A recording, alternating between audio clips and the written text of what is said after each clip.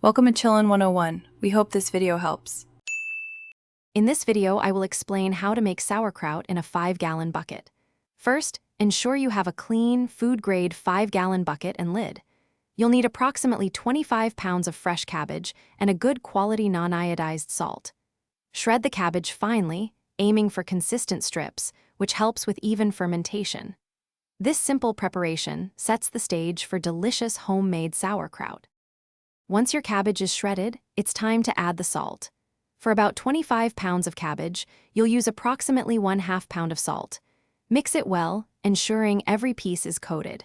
Then, begin packing the cabbage into your 5-gallon bucket. Press down firmly with a clean fist or a tamper to extract the liquid. This brine is crucial for proper fermentation. After packing, the cabbage must be completely submerged under its own brine. If needed, add a simple saltwater solution to cover it. Place a plate on top of the cabbage, then add a weight, like a sealed jar of water, to keep it pressed down. Cover the bucket loosely and let it ferment for 3 to 6 weeks at a consistent room temperature, ideally around 65 degrees Fahrenheit. After 3 to 6 weeks, your sauerkraut should be ready. You can taste it to determine if it has reached your preferred level of tanginess. Once it's just right, transfer the sauerkraut into smaller, clean jars, ensuring it remains covered in its brine.